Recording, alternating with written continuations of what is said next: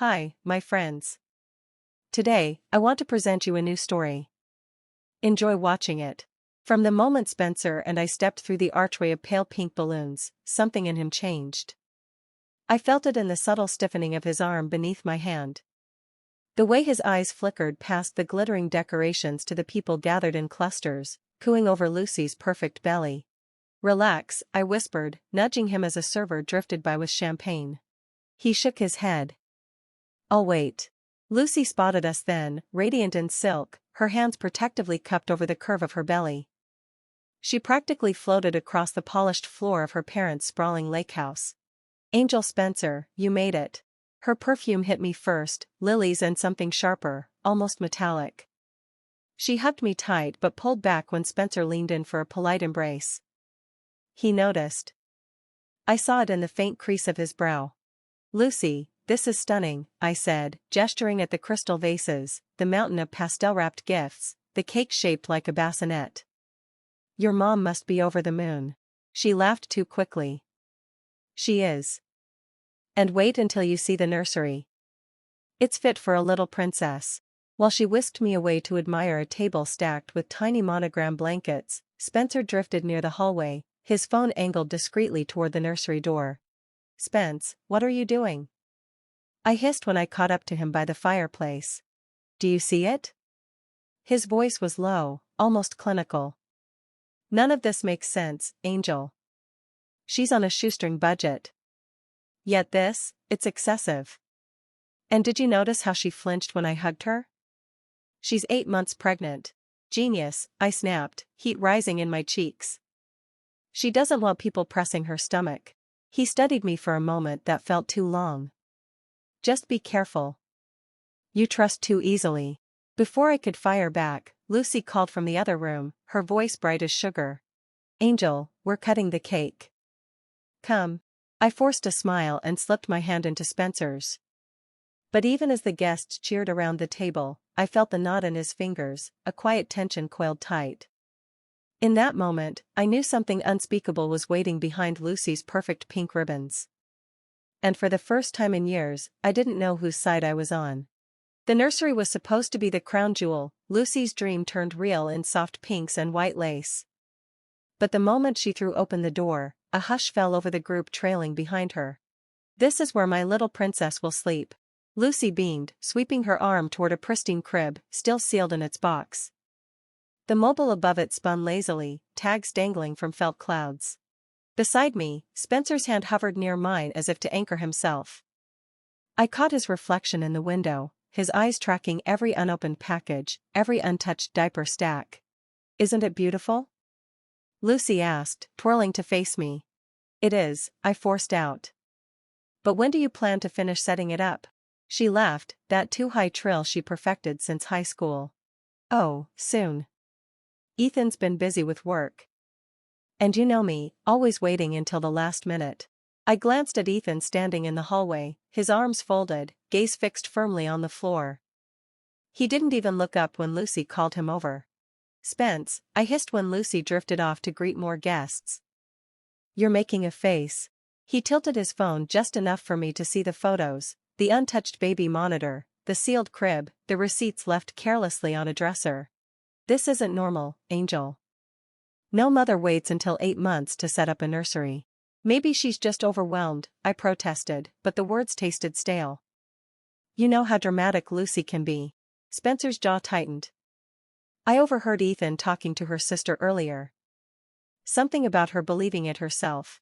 You think that's normal?" Before I could answer, Lucy reappeared, slipping her arm through mine. "Come on, Angel. Let's open presents." Spencer leaned close as she pulled me away. "Don't brush this off. Look at the details. They're the truth she can't fake." I felt Lucy's grip tighten on my elbow. I looked back once at Spencer standing alone by the untouched cradle, the perfect nursery that wasn't real, the perfect friend I couldn't defend.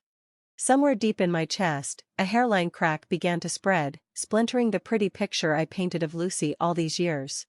I didn't sleep that night. Every time I closed my eyes, the unopened crib and Spencer's words pressed on my ribs like stones.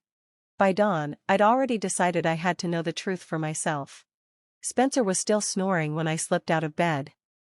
He stirred just as I pulled on my coat.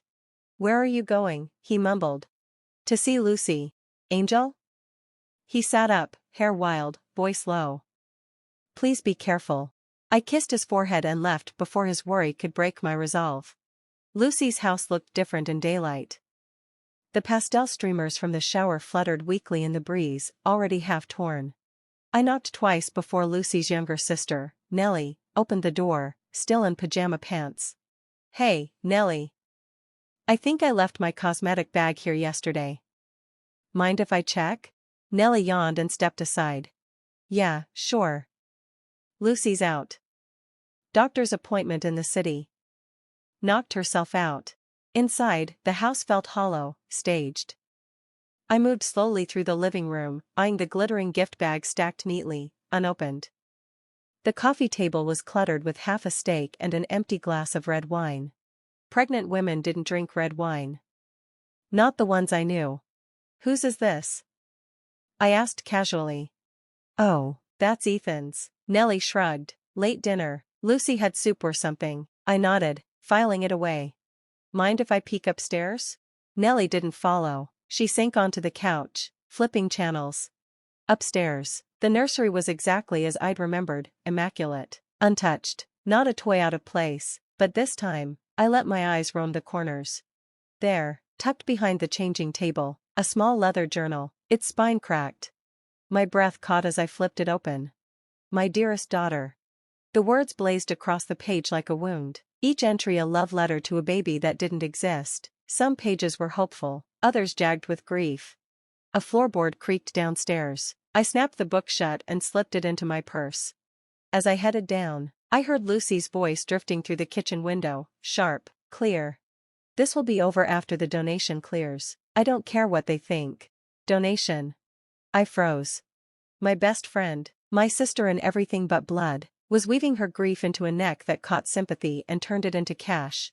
Back in the car, I called Spencer. My voice shook as I whispered, "You were right, she's lying, and it's worse than we thought." He didn't say, "I told you so," he just breathed into the phone, steady and calm. "Then we get proof, and you protect yourself, Angel."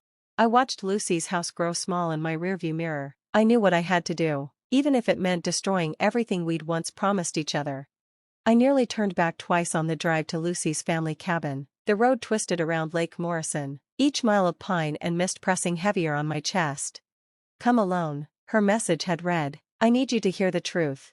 I parked beside her white SUV, its windows fogged. For a moment, I just sat clutching the stolen journal in my bag like a loaded gun. Lucy opened the door before I could knock. Her eyes were bare, hollow blue circles above sharp cheekbones, not a hint of the glow she'd shown off at the shower. "You came," she said softly, stepping aside. Inside, the cabin was dim, dust motes drifting through stale beams of light. I followed her to the living room, where a single mug of untouched tea sat cooling on the table. "Why here?" I asked, my voice brittle. She shrugged, pulling a blanket around her thin shoulders. "This place always made me feel safe, like the world can't find me here." I pulled out the journal and set it between us. "I found this. Lucy, tell me what's real." She flinched at the sight of it but didn't look away. 3 years ago, I lost a baby, 8 weeks, barely more than a heartbeat. Ethan was in London. You were busy with your promotion. I couldn't accept it. You could have told me," I whispered. Lucy gave a brittle laugh. "I did. In my head, I wrote to her every day, and then new beginnings needed funding. You know how people look at a grieving mother, like she's fragile and worthy of saving." My throat tightened. "So you faked it all, the bump, the baby shower, the name promises. It worked, Angel. We got more donations in 6 months than in 2 years combined." Her eyes flashed wild and sharp. "These people wanted to believe I was just like them, that I knew their pain. You used them, Lucy, you used me." Silence thudded between us, broken only by the ticking of the old clock above the fireplace. Lucy's shoulders dropped. "I thought I could fake a miscarriage, soon wrap it up, but then you started asking questions." "So what now?" I asked, voice trembling. She stared at me with that hollow, desperate look. Now you keep my secret, please, Angel, you're all I have left." I looked at my oldest friend, the liar I loved. And realized the cost of truth would break us both. 3 days later, the truth burst like wildfire. An anonymous post exposed Lucy's fake pregnancy, the promised baby names, every lie. Donations vanished overnight. The news crawled through town like poison. When she showed up at my door, drenched and trembling, I almost didn't let her in. "Angel," she whispered, "don't let them take me. You know me." "Do I?" I said, voice cracking. Police lights flickered through the rain. It was me who called the police through my tears. Spencer's hand tightened around mine. "You did this," she hissed, eyes wild. "You ruined me. You did that yourself," I said, stepping back. They led her away, no bump, no mask, just a woman hollowed out by her own lies. Later, I sat alone with her journal in my lap, pages warped with tears. Friendship had blinded me, but truth had freed me painfully, finally. Outside, dawn broke over the lake, quiet and clear. Some endings don't heal, but they make us whole. Friends, what do you think of this story? Write your opinion in the comments. Would you like more stories? Don't forget to subscribe and hit the bell button so you don't miss any videos. See you tomorrow.